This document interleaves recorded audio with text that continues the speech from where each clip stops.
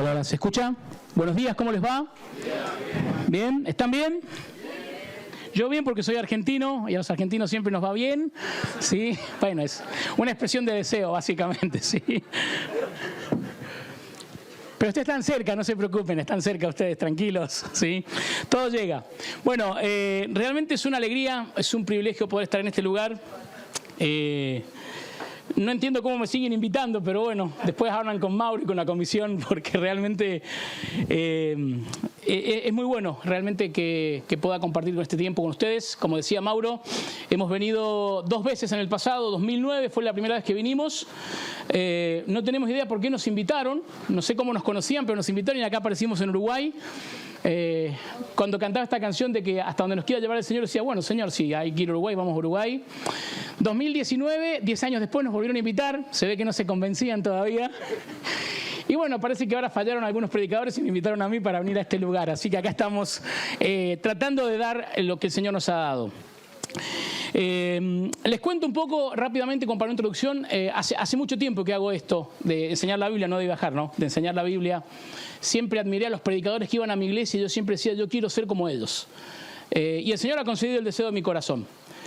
Pero el peligro de tener oficio de predicador es básicamente que uno termina a veces confiándose en el oficio y pensando que lo que está dando es palabra de Dios y es sencillamente un mensaje que uno preparó porque tiene esa capacidad y tiene ese oficio. Y entonces, desde que Mauro me dijo que querían invitarnos, desde que se confirmó la invitación y estuvimos intercambiando ideas, estuve orando pidiéndole al Señor que me diera la palabra que quería que habláramos en este tiempo. Y entonces uno busca algunas señales, busca algunas cuestiones y me pasaron 2 cosas muy significativas esta mañana.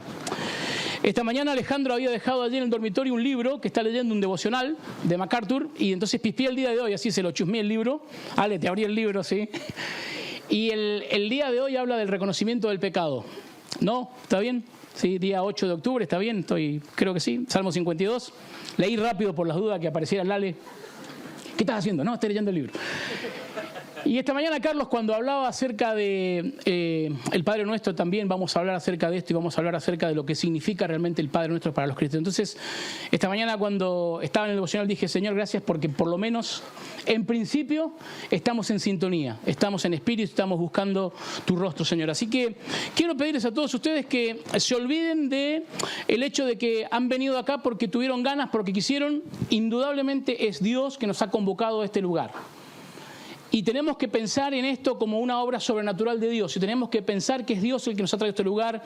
No por el predicador, no por la comisión, no por las amistades. Porque tal vez uno ha venido por diferentes cuestiones, pero es Dios el que nos convoca en este lugar. Es alrededor de su santo nombre que somos convocados al Alfa, o cada domingo, cada encuentro que tenemos en nuestras iglesias locales, es Dios el que nos llama, es Dios el que nos convoca. Él es el centro y en esta hora, en este tiempo vamos a tratar de buscar eso. Que Dios nos hable, vamos a tratar de buscar el rostro de Dios y vamos a tratar de hacer, luego de lo que hayamos aprendido, ponerlo por obra porque es lo más importante. Mira, no es cuánto vos sabés de la Biblia lo que cambia tu vida, es cuánto aplicás de la Biblia a tu vida lo que cambia tu vida. Podés saber un montón de versículos, podés tener toda la teología y tener una vida alejada de Dios. Y podés saber 2 versículos de la Biblia y aplicarlos a tu vida y tener una vida que realmente glorifique a Dios. Por eso, en esta mañana queremos que nos concentremos en esto, en que Dios va a hablar a su pueblo y en que independientemente del mensajero que ha venido a traer la palabra, lo que tenemos aquí es palabra de Dios y queremos que realmente Dios hable a nuestros corazones y pueda cambiar nuestras vidas. Arraigados en Cristo, un tema interesante, da para mucho. Vamos a ver qué podemos hacer en estos días. No es verdad que voy a hablar 1 hora y media, van a ser 2 horas, ¿no? Ustedes saben que yo me dejo llevar, mi carácter es débil, ¿sí? Pero vamos a tratar de poder conjugar la mayor cantidad de información y de palabra posible para que realmente podamos desquitar la inversión. Por lo menos, che, lo trajimos de Argentina, por lo menos que nos dé unos mensajes que... Me dijo Mauro, cuando se duerman 130 tengo que parar. Así que no sé si alguien nos va a contar, pero bueno, veremos. Bien, Colosenses capítulo 2. Vamos a leer todo el capítulo porque de allí vamos a extraer varias cosas de este capítulo 2 de Colosenses. Y realmente es muy bueno que podamos leer porciones completas para que podamos también extraer la enseñanza contextualizada de lo que allí Dios nos quiere hablar. Obviamente es una escritura, una carta que escribió Pablo, pero inspirada por Dios y entendemos que es palabra de Dios. Dice Colosenses capítulo 2, versículo 1. Si están todos allí, Colosenses capítulo 2, versículo 1. Aclaro por las dudas que hace muchos años ya que leo en Nueva Traducción Viviente. Sigo los textos que recito de memoria los recito en Reina Valera porque me crié en Reina Valera. Cuando estudio tengo la Biblia textual, pero cuando leo Nueva Traducción Viviente. Así que no es otra versión, no me fui de la doctrina, todo coincide, si usted lo analiza cuidadosamente todo está claro, así que no se preocupe. Pero entiendo que es una de las versiones más entendibles en el castellano que hablamos actualmente. Dice así, Colosenses 2, 1. Quiero que sepan cuánta angustia he sufrido por ustedes y por la iglesia en la Odisea y por muchos otros creyentes que nunca me conocieron personalmente. Quiero que ellos cobren ánimo y estén bien unidos con fuertes lazos de amor. Quiero que tengan la plena confianza de que entienden el misterioso plan de Dios que es Cristo mismo.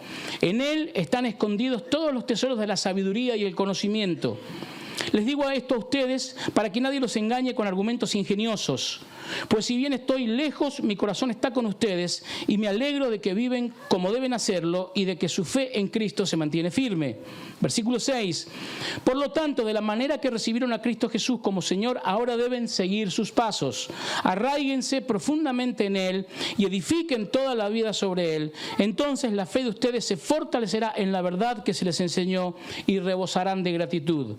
No permitan que nadie los atrape con filosofías huecas y disparates elocuentes que nacen del pensamiento humano y de los poderes espirituales de este mundo y no de Cristo. Versículo 9.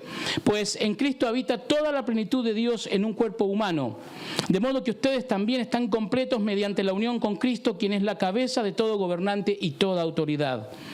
Cuando ustedes llegaron a Cristo fueron circuncidados, pero no mediante un procedimiento corporal. Cristo llevó a cabo una circuncisión espiritual, es decir, les quitó la naturaleza pecaminosa. Versículo 12. Pues ustedes fueron sepultados con Cristo cuando se bautizaron y con Él también fueron resucitados para vivir una vida nueva debido a que confiaron en el gran poder de Dios, quien levantó a Cristo de los muertos. Ustedes estaban muertos a causa de sus pecados y porque aún no les habían quitado la naturaleza pecaminosa, entonces Dios les dio vida con Cristo al perdonar todos nuestros pecados. Versículo 14 dice, Él anuló el acta con los cargos que había contra nosotros y la eliminó clavándola en la cruz. De esa manera desarmó a los gobernantes y a las autoridades espirituales, los avergonzó públicamente con su victoria sobre ellos en la cruz. Por lo tanto, no permitan que nadie los condene por lo que comen o beben, o porque no celebran ciertos días santos, ni ceremonias por luna nueva, ni los días de descanso, pues estas reglas son solo sombras de la realidad que vendrá, y Cristo mismo es esa realidad. No dejen que los condene ninguno de aquellos que insisten en una religiosa abnegación en el culto a los ángeles, al afirmar que han tenido visiones sobre estas cosas. Su mente pecaminosa los ha llenado de arrogancia, y no están unidos a Cristo, la cabeza del cuerpo, pues Él mantiene todo el cuerpo unido con las articulaciones y los ligamentos, el cual va creciendo a medida que Dios lo nutre. Versículo 20. Ustedes han muerto con Cristo y Él los ha rescatado de los poderes espirituales de este mundo. Entonces, ¿por qué siguen cumpliendo las reglas del mundo tales como no toques, no pruebes eso, no te acerques a aquello? Esas reglas son simples enseñanzas humanas acerca de cosas que se deterioran con el uso. Podrían parecer sabias porque exigen una gran devoción, una religiosa abnegación y una severa disciplina corporal, pero a una persona no le ofrecen ninguna ayuda para vencer sus malos deseos. Vamos a leer solamente por ahora este capítulo nada más de Colosenses, y como vimos en el desarrollo del capítulo, es el versículo 7, que es obviamente el versículo lema que tenemos en este tiempo, es el que nos va a ayudar o nos da la clave de alguna manera, uno de los tantos lugares que la Biblia nos muestra una clave acerca de cómo puede ser una vida que realmente agrade a Dios. Y vamos a tratar de tocar en estos días 4 puntos importantes que tienen que ver con lo que dice Colosenses 2:7. Dice, ¿qué significa estar arraigados en Cristo? Vamos a revisar algunas de estas cuestiones. ¿Qué significa edificar nuestra vida sobre Él? ¿Qué significa fortalecer la fe en la verdad? y vamos a hablar un poco acerca de la verdad que creemos y es una verdad que nos liberta. Así que vamos a ver si empezamos y si esto se mueve. Dice, para empezar, dice, arraigados en Cristo. Para saber qué es lo que esto significa, debemos tener primero claro quién es Dios y después tener clara nuestra identidad. Y esto es muy importante que lo tengamos acomodado a mis parámetros. Un Dios que está acomodado a lo que yo creo, lo que yo pienso que debe ser Dios. Y esto hace que indudablemente tengamos pensamientos equivocados acerca de Dios y fundamentalmente tengamos pensamientos equivocados acerca de quién es Dios y quiénes somos nosotros. Ahora, la gran pregunta de los teólogos de todos los siglos ha sido si podemos definir a Dios. Y la verdad es que no podemos definir a Dios, porque no podemos abarcar el concepto de Dios. Podemos conocer a Dios, indudablemente, podemos conocer lo que Dios le ha placido revelarnos en su palabra. Recuerden que la revelación ha sido progresiva, primero por la creación, después por los profetas, por la palabra, y la revelación más perfecta y completa de Dios, el Padre, es el Señor Jesucristo.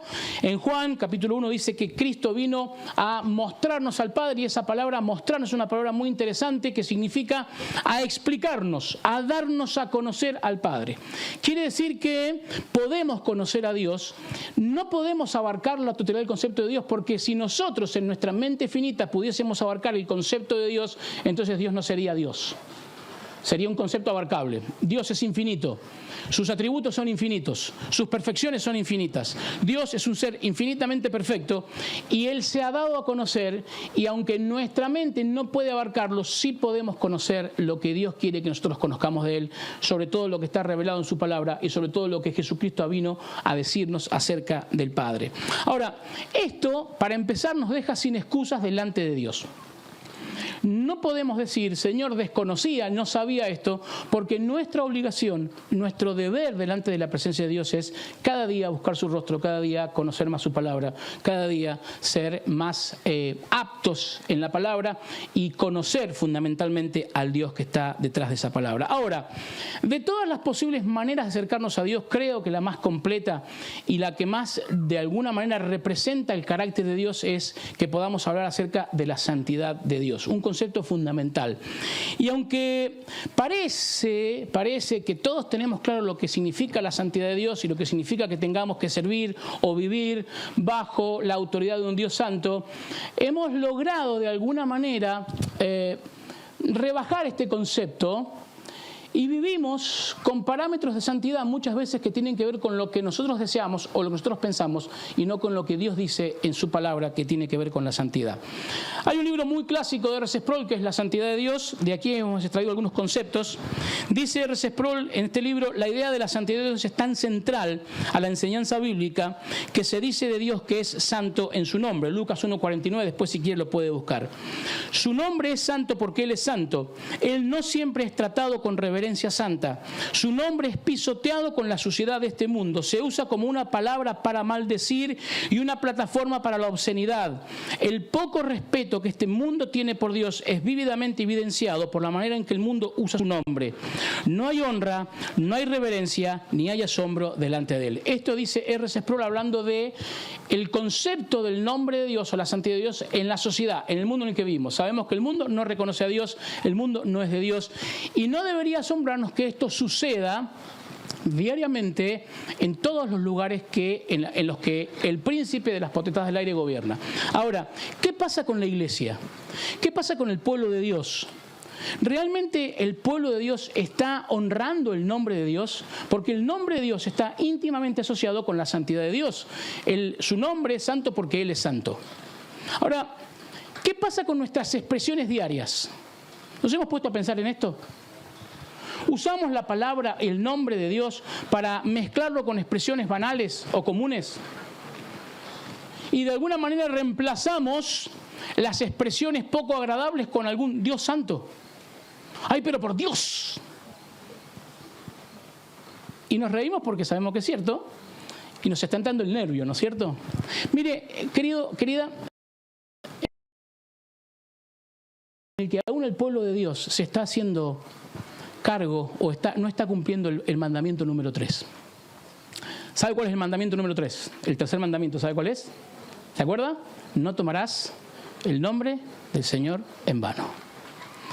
Hemos hecho tan común esto del nombre de Dios y usamos el nombre de Dios en cualquier tipo de oración, en cualquier tipo de circunstancia, que aún el pueblo cristiano se está haciendo responsable de no cumplir con el tercer mandamiento.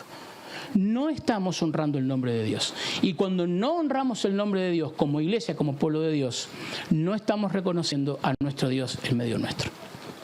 Mire, hay expresiones en la Biblia de lo que significaba entrar a esos espacios donde Dios estaba. Lo leímos esta mañana cuando leía nuestro hermano esta porción de las enramadas, ¿sí?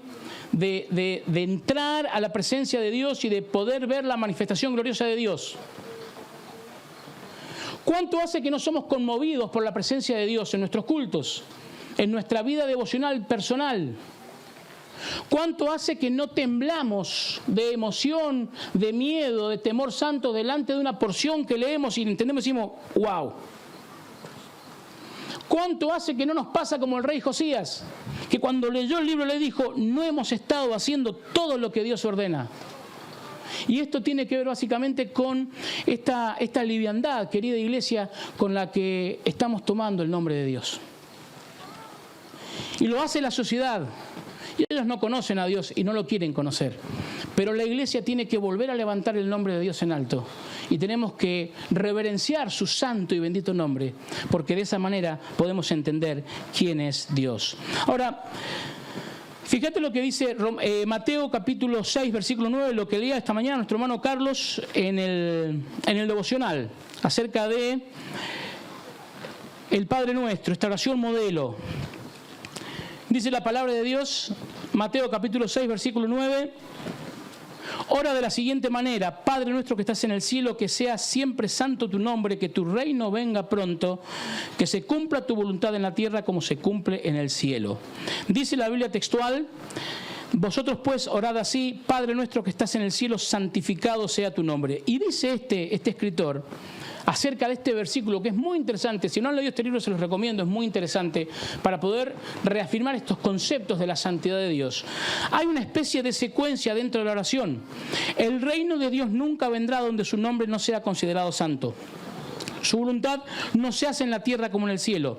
Si aquí su nombre es profanado, en el cielo el nombre de Dios es santo. Es pronunciado por los ángeles con un susurro sagrado. El cielo es un lugar donde la reverencia por Dios es total. Es necio buscar el reino donde Dios no es reverenciado. Es por esta razón que no vamos a encontrar a Dios ni nada que tenga que ver con su santidad mezclado en el mundo. Y hay una referencia bíblica ahí que las conocemos. Primera Juan, capítulo 2, versículo 15 al 16. Leemos allí la palabra de Dios. Primera carta de Juan, capítulo 2, versículo 15. Dice el título de mi Biblia, no amen a este mundo. No amen a este mundo ni las cosas que les ofrece, porque cuando aman al mundo no tienen el amor del Padre en ustedes.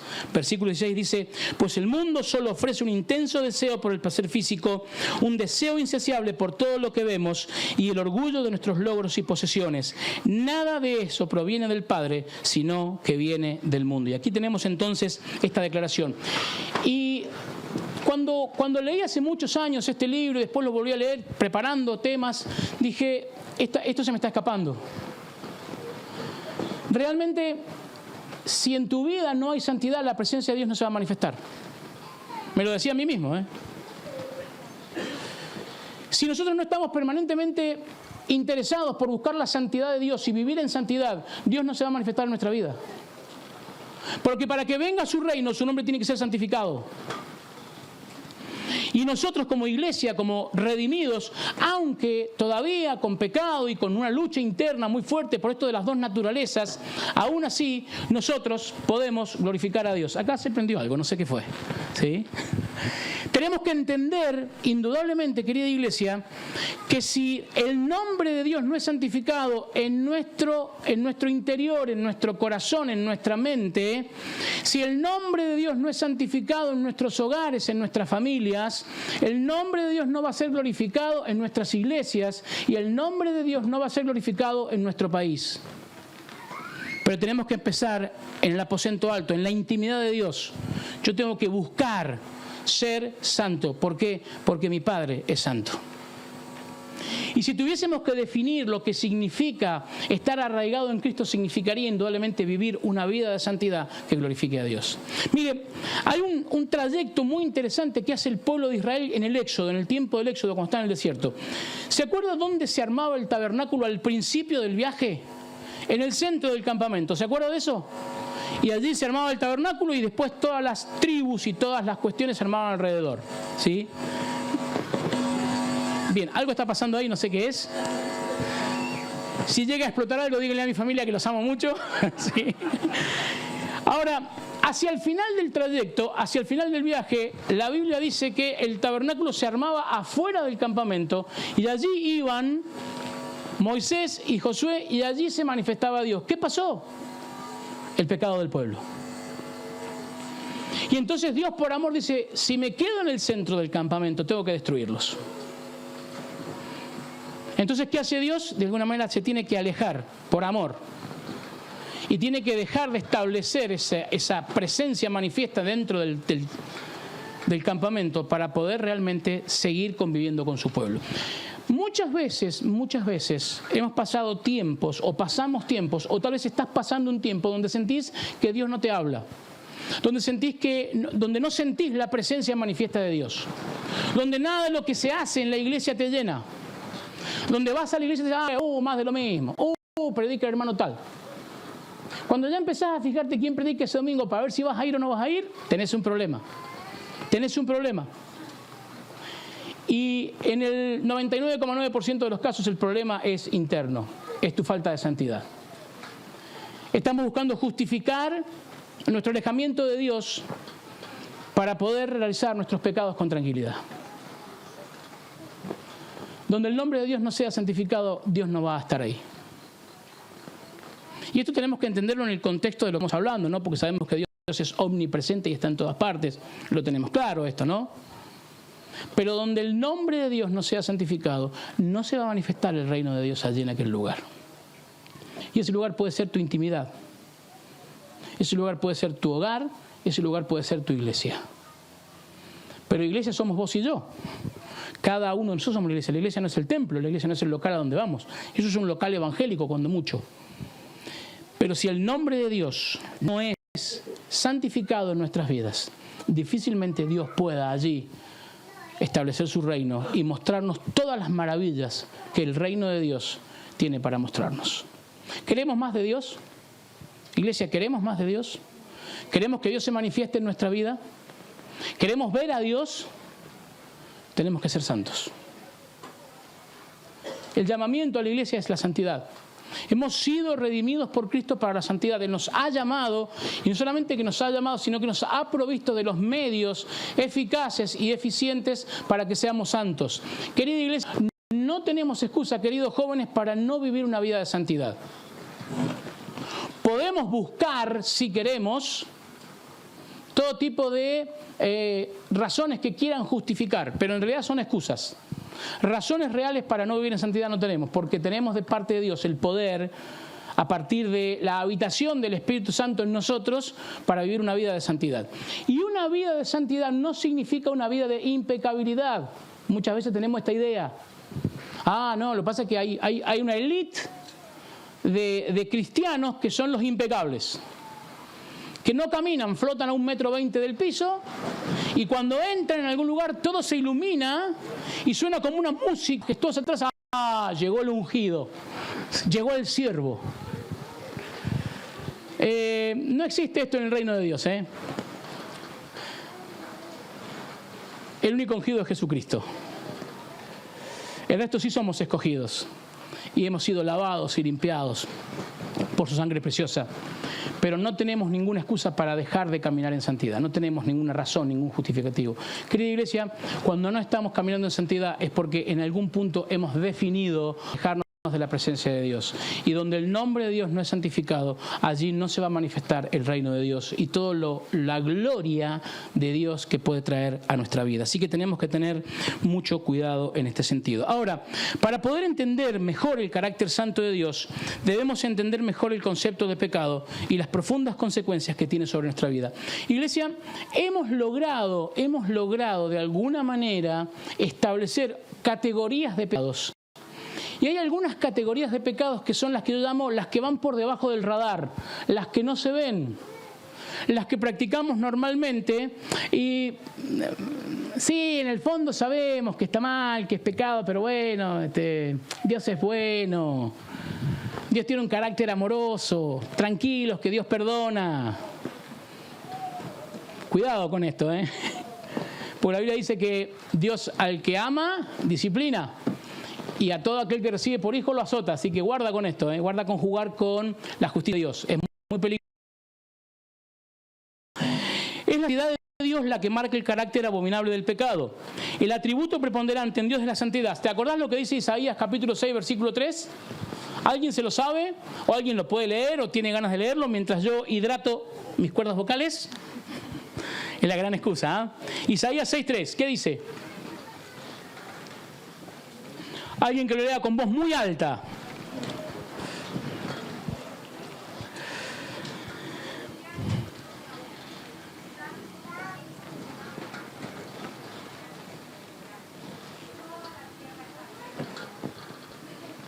Muy bien, muchas gracias. ¿Sabes lo que tenemos acá? Se llama el trisagión. ¿Qué significa el trisagión? Cuando esas criaturas celestiales cantan esta canción que era Santo, Santo, Santo. La palabra santo se repite 3 veces. Santo, Santo, Santo. Hay una cuestión gramatical que explica a él por qué se repite Santo, Santo, Santo. En hebreo o en arameo no existe el superlativo, el grado superlativo de los adjetivos. ¿Qué significa esto? Los adjetivos en castellano tienen 3 grados. El grado neutro, santo, el grado comparativo más santo que, y el grado superlativo santísimo, recontrasanto, ¿sí? Bien, en arameo para poder hacer el grado superlativo de un adjetivo o de un sustantivo que vos adjetivabas, lo repetías 3 veces. Por eso se acuerdan cuando nos decían, ¿qué significa la palabra bienaventurado? ¿Qué significa? 3 veces feliz, ¿nunca se lo dijeron así? Che, ¿no fueron a la escuela dominical ustedes? ¿Sí? Digo, capaz que... Cuando nos decían bienaventurado significa 3 veces feliz. Ah, feliz, feliz. Vos decías, ah, buenísimo. Pero te pasaba por arriba el concepto, ¿viste? Porque nadie te explicaba nada. La palabra que aparece aquí en Isaías capítulo 6 habla de la profunda reverencia que tienen las criaturas celestiales delante del Señor. Fíjense que se cubrían los pies, se cubrían el rostro y cantaban Santo, Santo, Santo. 3 veces santo. La santidad es un atributo de Dios. Nunca vas a ver en la Biblia que alguno de los atributos de Dios se repita 3 veces. Nunca vas a encontrar un pasaje bíblico que diga Dios es luz, luz, luz. O Dios es amor, amor, amor. O Dios es verdad, verdad, verdad. Nunca lo vas a encontrar. Pero si encontrás este atributo de Dios, la santidad de Dios, repetido al extremo. Dios es santísimo. Dice R.C. Sproul que la santidad de Dios es el escaño, es la silla, es el lugar donde se asientan los demás atributos de Dios. El amor de Dios es santo, la justicia es santa, la ira de Dios es santa. Y entonces, por eso es tan importante que podamos entender y podamos visualizar lo fundamental, lo de base que es básicamente este concepto de la santidad de Dios. No podemos entender mucho lo que es el pecado si no tenemos claro el concepto de lo que es la santidad de Dios. La santidad de Dios es el asiento de todas sus perfecciones. Podemos definir la santidad de Dios diciendo que es la ausencia total de imperfección. Dios es, en su misma esencia, infinitamente distante de todo pecado, impureza, imperfección y limitación. Esto lo conocemos como la trascendencia de Dios. Cuando hablamos de un Dios trascendente, hablamos de un Dios que está infinitamente alejado de toda imperfección. Pero al mismo tiempo es infinitamente cercano en su amor, misericordia, a toda miseria, a toda desgracia, a toda desdicha, a toda esclavitud. Y esto es lo que hablamos cuando decimos que hablamos de la inmanencia de Dios, la cercanía de Dios. Dios es un ser trascendente y Dios es un ser inmanente al mismo tiempo. La trascendencia de Dios tiene que ver con su santidad. Él está alejado de todo pecado. No hay en Él, no hay una mancha, no hay absolutamente nada que le podamos echar en cara a Dios. No hay en el carácter de Dios ni una mancha. No hay en el carácter santo de Dios nada que podamos nosotros señalar como decir, ah, pero Dios. No, no, no, no.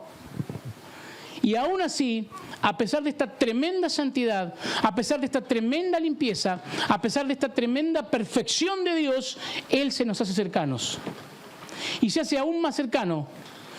Y aunque no era pecado, se hizo por nosotros pecado cuando envía a su Hijo Jesucristo a morir en la cruz del Calvario.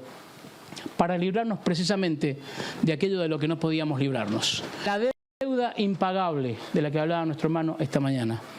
Era imposible que nosotros pudiéramos acercarnos a Dios, pero Dios en su amor y en su misericordia decide enviar a su Hijo Jesucristo a morir en la cruz del Calvario.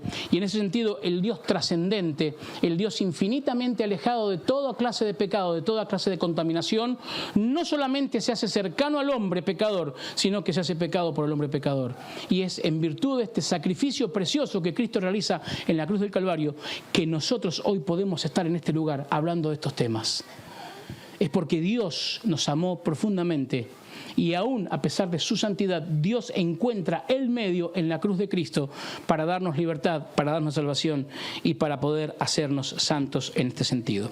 Ahora bien, los versículos que continúan, Colosenses del 2 del 15, nos hablan de la cruz de Cristo y de que la cruz de Cristo es el triunfo sobre el pecado, sobre la ley de las obras y sobre las potestades satánicas. Vamos a ir avanzando rápidamente.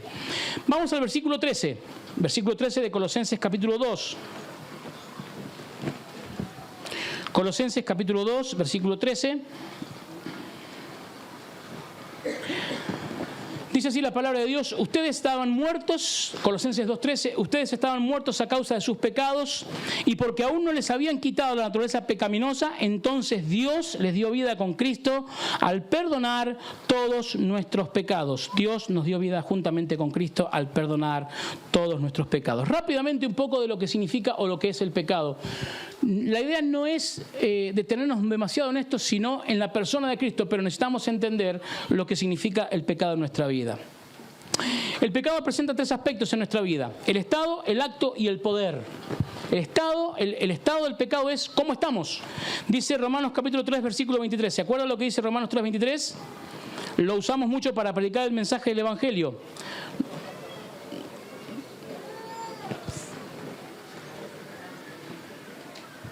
Alguien diga amén cuando terminen porque no se entiende nada, pero bueno. Bien, se los leo. Dice: pues todos hemos pecado y nadie puede alcanzar la meta gloriosa establecida por Dios. Dice: por cuanto todos pecaron y están privados de la gloria de Dios. Y nuestra vieja y querida Reina Valera dice: destituidos de la gloria de Dios, estamos fuera de lugar. Estábamos en ese lugar, compartíamos con la presencia de Dios y por el pecado hemos sido sacados del lugar y ya no podemos volver a ese lugar, estamos imposibilitados de volver a la presencia gloriosa del Padre. Así que tenemos que entender que esto es lo que hace el pecado, produce un estado en nuestra vida, el estado es de estar apartados de Dios, alejados de Dios. No puedo volver, aunque quisiera, aunque el hombre no lo busca naturalmente a Dios, aunque quisiera volver a Dios, no puede volver porque no depende ya de él, sino que depende de Dios, que hemos sido destituidos de la gloria de Dios. Efesios capítulo 2, versículo 1 habla exactamente de lo mismo. Estábamos muertos en nuestros delitos y pecados, también estábamos alejados de Dios. Luego el acto tiene que ver con la vida de pecado que llevábamos. Obviamente estamos hablando de personas que no conocían a Cristo y después conocieron a Cristo. Efesios capítulo 2, versículo 2. Leemos el 1 también, dice Efesios 2:1: antes ustedes estaban muertos a causa de su desobediencia y sus muchos pecados. Vivían en pecado igual que el resto de la gente, obedeciendo al diablo, el líder de los poderes del mundo invisible, quien es el espíritu que actúa en el corazón de los que se niegan a obedecer a Dios. Todos vivíamos así en el pasado, siguiendo los deseos de nuestras pasiones y la inclinación de nuestra naturaleza pecaminosa. Por nuestra propia naturaleza éramos objeto del enojo o de la ira de Dios, igual que todos los demás. Aquí nos habla entonces de lo que el pecado significaba en nuestra vida y de lo que el pecado hacía en nuestra vida. Ahora bien, estado, separados de Dios. Acto, vivíamos en pecado. Poder, el pecado que nos domina. Juan capítulo 8, versículo 34. Acompáñame la Biblia. Juan 8, 34.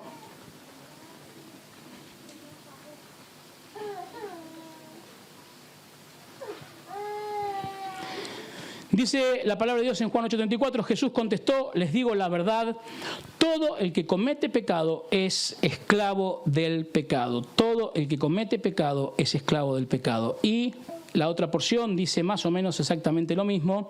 Primera Juan capítulo 3, versículo 4. Dice así la Biblia. Primera Juan 3:4. todo el que peca, 1 Juan capítulo 3, versículo 4, dice, todo el que peca viola la ley de Dios, porque todo pecado va en contra de la ley de Dios. Y esto es lo que la mayoría de los que estamos en este lugar éramos antes. Había un estado pecaminoso en nuestra vida que nos separaba de Dios. Había un acto de pecado que era que vivíamos en pecado y vivíamos cometiendo pecado porque no conocíamos otra realidad y nuestra naturaleza pecaminosa nos arrastraba constantemente al pecado, y también sufríamos del poder de pecados en nuestra vida porque estábamos atados al pecado, estábamos esclavizados. Obviamente esto se rompe en la cruz de Cristo. Esto se rompe en la cruz de Cristo. Ahora, rápidamente, acompáñame que podamos ver cuáles son las consecuencias del pecado en la vida de las personas. Hay varios versículos allí,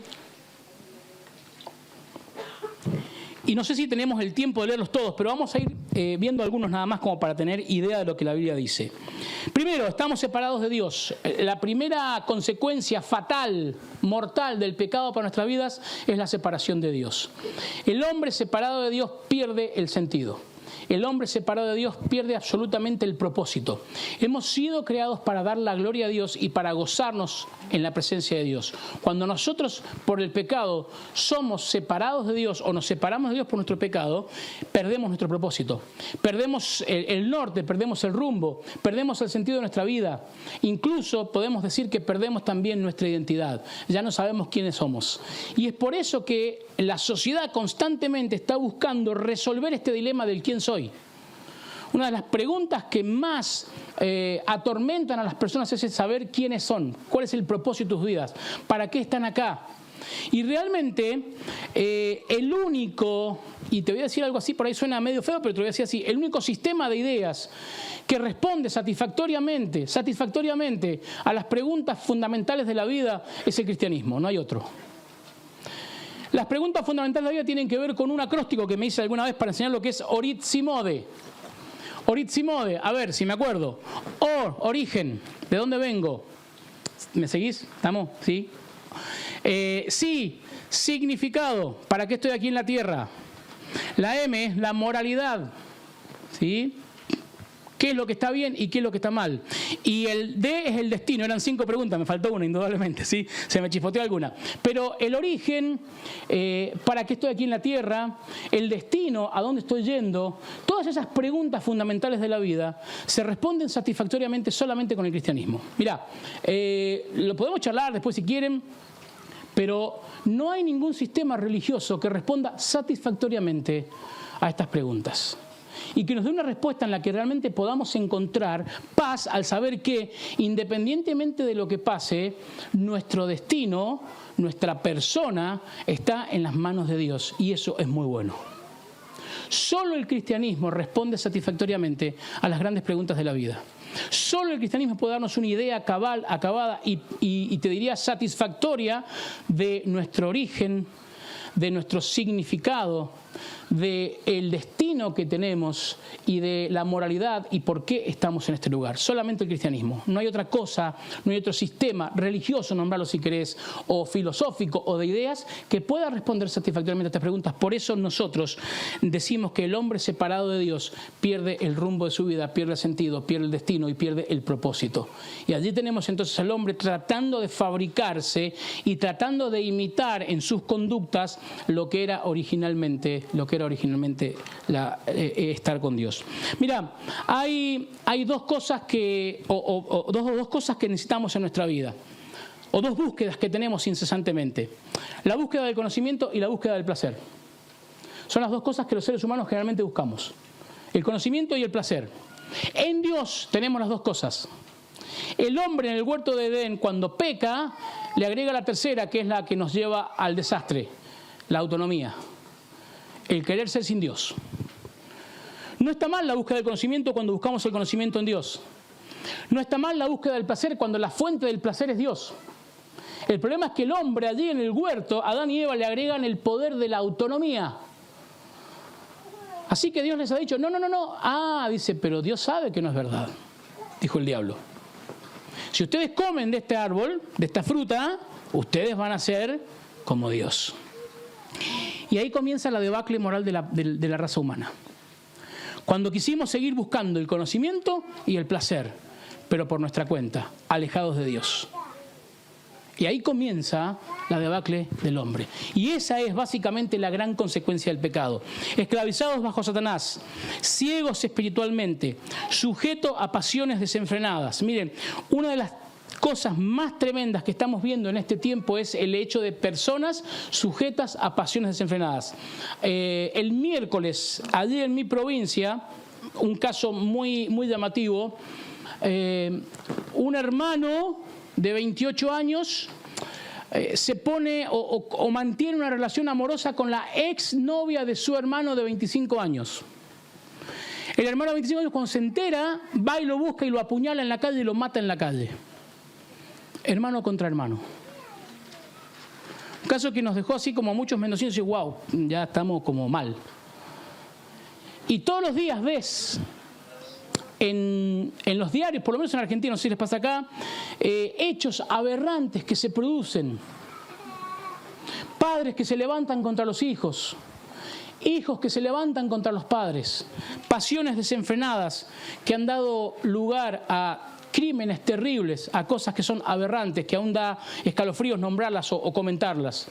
Y eso vive en nuestra sociedad hoy en día. Ese es el producto del pecado. Ese es el gran conocimiento y esa es la gran autonomía que ofrecía Satanás allí en el huerto del Edén.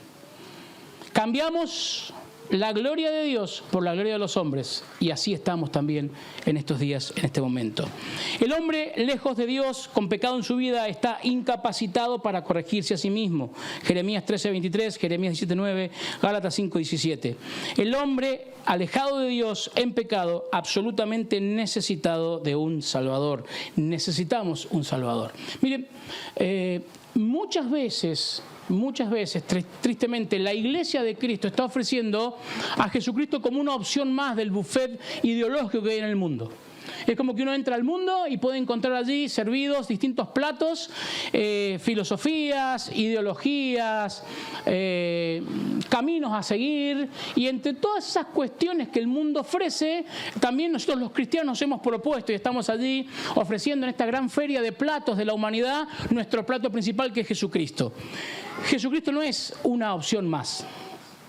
Jesucristo es la opción. Porque no hay ningún nombre por fuera del Señor Jesucristo en el que podamos ser salvos y en el que podamos arreglar nuestras cuentas con Dios. Y como iglesia tenemos que entender que esto es producto también del pecado. La iglesia no tiene que seguir buscando ser relevante culturalmente en la sociedad. La iglesia tiene que ocuparse de ser reverente con Dios. Y de esa forma vamos a impactar al mundo. Cuando la iglesia tiene reverencia por la palabra de Dios, cuando la iglesia presenta el mensaje de Dios como la única opción posible para que el hombre pueda salir de su estado pecaminoso, es cuando la iglesia está haciendo la voluntad de Dios y está haciendo lo que Dios quiere. Ahora bien, Juan capítulo 3, 1 Juan 3:5 dice que Cristo se manifiesta para cargar los pecados. Y vamos a ver rápidamente, vamos a leer el versículo bíblico. 1 Juan capítulo 3, versículo 5. Dice, y ustedes saben, 1 Juan 3:5 dice, y ustedes saben que Jesús vino para quitar nuestros pecados y en Él no hay pecado. Jesucristo vino para quitar nuestros pecados y en Él no hay pecado. Cristo cambia nuestro estado. El estado de apartamiento, el estado de separación, el estado de estar alejados de Dios, lo cambia Cristo en la cruz del Calvario. ¿Qué dice 2 Corintios 5:17? ¿Se acuerda de memoria? De modo que si alguno está en Cristo, nueva criatura es. He aquí, las cosas viejas pasaron. Todas, iglesia, todas son hechas nuevas. ¿Creemos en esta verdad? Es lo que Cristo hace por nosotros en la cruz del Calvario. Borra nuestros actos. Isaías 43:25 es un versículo precioso. ¿Alguno se lo acuerda de memoria? De la Reina Valera, porque es como que uno se encariña con esos versículos. ¿Te acordás lo que dice Isaías 43:25? Lo leemos. ¿Alguno se acuerda de qué iba el versículo? ¿No? Bueno, no importa, lo vamos a leer porque es un versículo precioso. Isaías 43:25 dice, yo, dice el Señor, yo solo borraré tus pecados por amor a mí mismo y nunca volveré a pensar en ellos. Nunca volveré a pensar en ellos, dice la palabra de Dios. Ahora, en Hebreos 10:17 repite exactamente lo mismo. Pero si vos tenés una Biblia, de esas Biblias copadas que tienen referencia, vos te vas a Hebreos 10:17, acompáñame la palabra de Dios, Hebreos 10:17. Yo acá tengo un enlace que me lleva a otro versículo de la Biblia que dice lo mismo, Jeremías 31:34. Dice Jeremías 31:34, y no habrán necesidad de enseñar a sus vecinos, ni habrá necesidad de enseñar a sus parientes diciendo, deberías conocer al Señor, es una profecía, pues todos ya me conocerán, desde el más pequeño hasta el más grande, dice el Señor, perdonaré sus maldades y nunca más me acordaré de sus pecados. Bien, querida iglesia, ¿es bíblico decir que Dios se olvida de nuestro pecado? Piense lo que va a decir. ¿Es bíblico decir que Dios se olvida de nuestro pecado? ¿Sí? ¿Cómo hace un Dios omnisciente y omnisapiente para olvidarse de algo?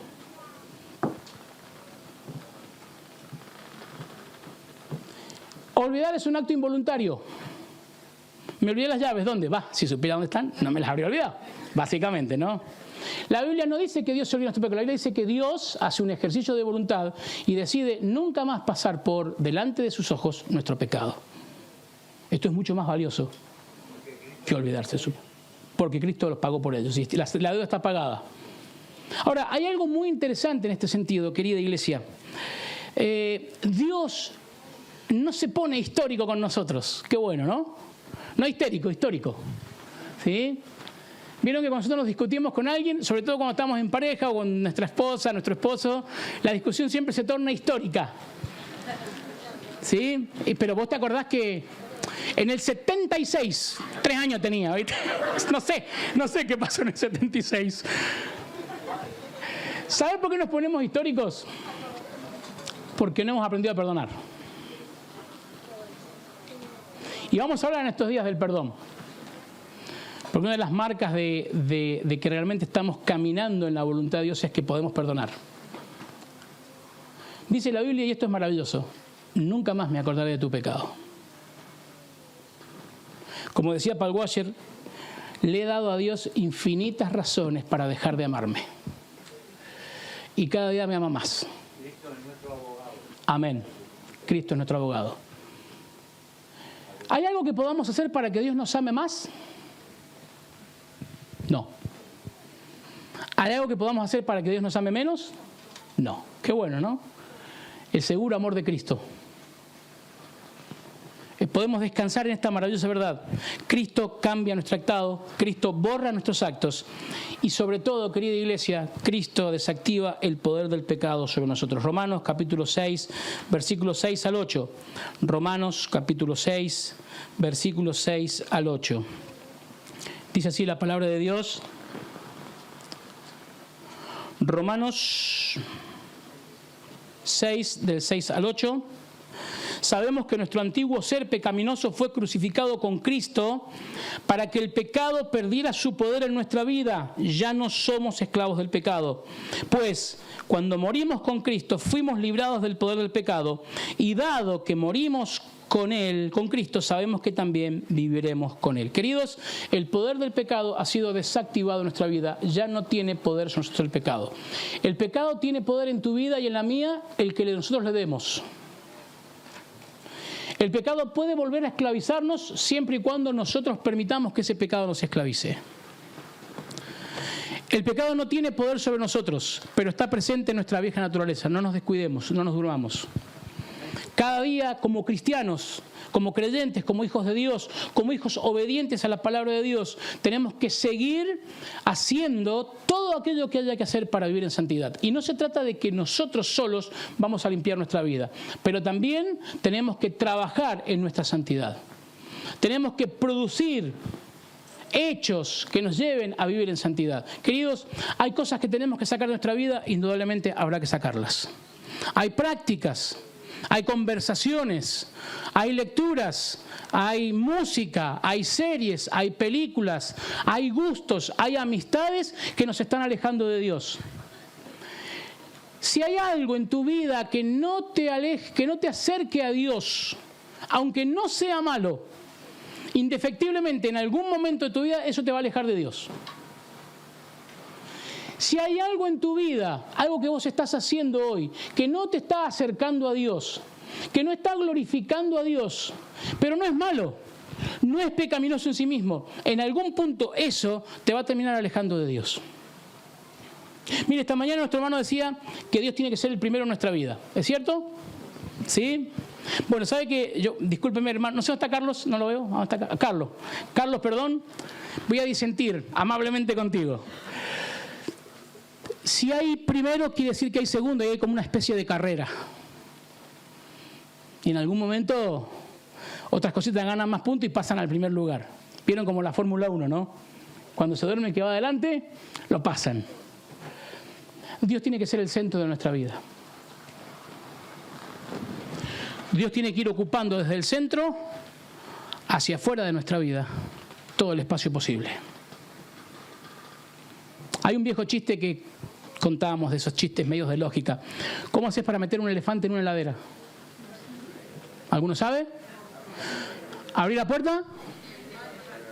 No podés meter el elefante de una. Tenés que sacar todo lo que está en la heladera y meter el elefante, porque es muy grande el elefante. A ver, vamos a romper la heladera. Entonces abrís la puerta, vaciás la heladera completamente, sacás el medio limón que tenés, la hojita de apio y metés el elefante adentro de la heladera. ¿Cómo hacemos para que Dios sea el centro de nuestra vida? Hay que empezar a sacar cosas, chicos. Jóvenes, hay que empezar a sacar cosas de nuestra vida. Cosas que parecen aparentemente que están buenas, que no son malas, que no son pecaminosas, pero pueden llegar a trastocar la visión que tenemos de Dios. Y esto no es un ejercicio, bueno, ahora van a pasar acá y van a confesar públicamente y entonces vamos a hacer una lista. No, eso, olvídate, no estoy para eso. Pero sí, cada uno de nosotros sabe qué cosas en algún punto de sus vidas los pueden alejar de Dios. Y hay que sacarlas. Y cuanto más jóvenes mejor, muchachos, chicas. Porque después uno se encuentra con cierta edad, joven por supuesto, muy joven, pero con cosas muy arraigadas, que cuesta mucho sacar de nuestras vidas, con las que tenemos que luchar diariamente. Y son aquellas cosas, como decía San Juan de la Cruz en su poema, las que producen la noche oscura del alma. Porque quien les habla también es un hombre pecador, sujeto a pasiones, que tiene que luchar todos los días contra pensamientos y contra cuestiones en su vida que necesita que no estén allí. Y cuando se descuida, vuelven a aparecer. ¿Sabes por qué? Porque cuando tuve la oportunidad de sacarlas, las dejé. No sé por qué. Por ignorancia, por inmadurez, lo que sea. Tal vez no tuve uno que me dijera en un encuentro joven, che, esto hay que sacarlo, no lo tengas, no es bueno. Ustedes sí lo tienen. Y no se trata de mí, se trata del Señor, que nos pide que limpiemos nuestra vida para que realmente Él pueda ser el centro de nuestra vida y ocupar todos los espacios posibles en nuestra vida. Queridos, el poder del pecado ha sido desactivado en nuestra vida. Ya no somos esclavos del pecado, ya no somos esclavos del pecado. Tenemos que entender esto claramente, ¿sí? Ahora bien, la ley de las obras, rápidamente, con esto termino, se los prometo. ¿Cuántos se durmieron? Allá al fondo no veo si hay alguno cabeceando, pero bueno, ¿sí? Gálatas capítulo 14 habla de la ley de las obras, Colosenses capítulo 2 versículo 14 habla de la ley de las obras. Sí, esto es muy importante. Vamos a Colosenses capítulo 2 para que podamos centrar el pensamiento. Colosenses capítulo 2 versículo 14 dice la palabra de Dios así: Él anuló el acta con los cargos que había contra nosotros y la eliminó clavándola en la cruz. Y Gálatas nos habla exactamente de lo mismo. Gálatas capítulo 3 versículo 19 al 22. Gálatas capítulo 3, versículos 19 al 22, dice así la palabra de Dios: Entonces, ¿para qué se entregó la ley? Fue añadida la promesa para mostrarle a la gente sus pecados, pero la intención era que la ley durara solo hasta la llegada del Hijo prometido. Por medio de ángeles, Dios entregó su ley a Moisés, quien hizo de mediador entre Dios y el pueblo. Ahora bien, un mediador es de ayuda si dos o más partes tienen que llegar a un acuerdo, pero Dios, quien es uno solo, no usó ningún ningún mediador cuando le dio la promesa a Abraham. ¿Hay algún conflicto entonces entre la ley de Dios y las promesas de Dios? De ninguna manera. Si la ley pudiera darnos vida nueva, nosotros podríamos hacernos justos ante Dios por obedecerla. Pero las Escrituras declaran que todos somos prisioneros del pecado, así que recibimos la promesa de libertad que Dios hizo únicamente por creer en Jesucristo. Mirá, frente al hecho determinante de la cruz, los hombres, la humanidad puede tomar dos rumbos o dos direcciones que son totalmente opuestas. La primera es, y peligrosas, ¿no? La primera es ser una persona realmente mala y vivir de pecado en pecado de forma consciente y determinada. Es decir, voy a vivir mi vida a mi manera, voy a hacer lo que se me dé la gana y después veremos. ¿Sí? ¿Conocés gente así? Sí, ¿no? Fuerte, la gente así como decir, wow, tipo no solamente peca, sino que invita a pecar y disfrutan el pecado. ¿Quién pudiera, no? No, mentira. ¿Esto se está grabando? Editame esta parte, te pido por favor. Sí. Ahora, este tipo de personas abundan. Hay muchas personas que han decidido vivir su vida alejados de Dios. Y no necesariamente son personas que han cometido crímenes aberrantes, sino que son personas que dedican a vivir su vida como quieren, dándose todos los placeres y dándose todas las licencias permitidas. Hacen lo que se les da la gana y están lejos de Dios y lo saben. La segunda manera es vivir mi vida de manera piadosa y observando altos estándares de moralidad, cumplir con todos los preceptos que me indica la religión, que Cristo sea mi modelo, mi maestro, pero que no sea mi salvador. Como dice un autor norteamericano, deísmo terapéutico moralizante. Es lo que está sucediendo en muchas iglesias hoy. Personas que vienen a la iglesia porque, como me dijo un adolescente allá en la iglesia, me gusta la onda que tienen ustedes. Te doy un like. ¿Qué quiere que te diga? ¿Viste?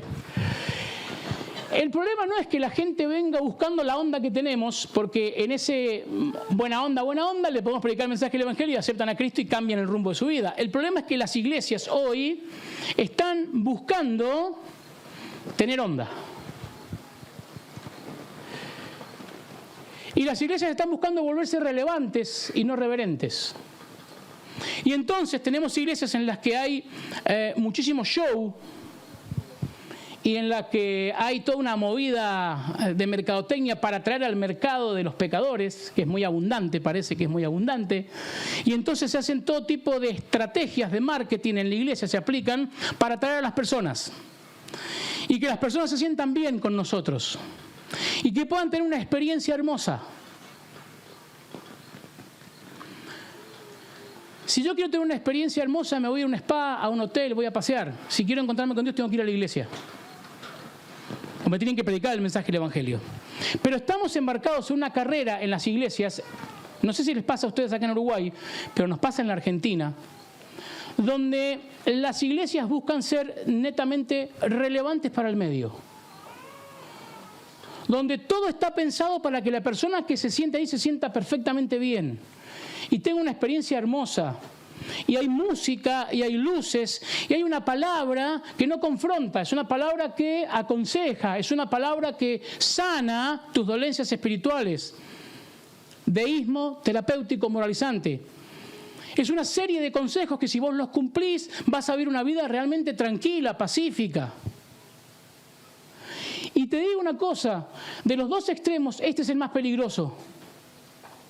Porque con este tipo de eventos, con este tipo de iglesias, con este tipo de mensaje, donde las personas no son confrontadas con el pecado, ni son confrontadas con su necesidad de salvación, sino que les hablamos de que Dios los ama, que es verdad, y que Dios tiene un plan maravilloso para sus vidas. Habría que ver la definición de maravilloso que tiene Dios, ¿no? Pero vamos a suponer. Y que si viene a Dios, todos sus problemas se van a solucionar. Yo he estado con personas que están enojadísimas con Dios porque en una iglesia le dijeron que si todos venían a la iglesia y diezmaban, su papá y su mamá que estaban enfermos de cáncer se iban a curar, y los dos se murieron. Y no quieren saber nada con el Evangelio ni con las iglesias evangélicas, porque para ellos son unos mentirosos y unos ladrones. Y entonces tenemos que ser nosotros como cristianos una iglesia que realmente sea reverente a Dios, que busque a Dios en su palabra, que predique el mensaje de Cristo sobre este tipo de mensajes y sobre este tipo de direcciones que la gente está tomando. De ambas maneras, me nombro a mí mismo como mi Señor y Salvador.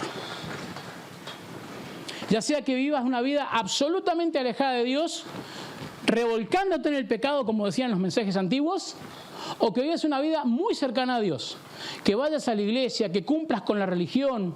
Mirá, te digo una cosa, puede haber en este lugar muchas personas, muchos jóvenes, muchos adolescentes, muchos adultos que estén viviendo este tipo de vida. Cristo es mi modelo, Cristo es mi maestro, pero Cristo no es mi Salvador.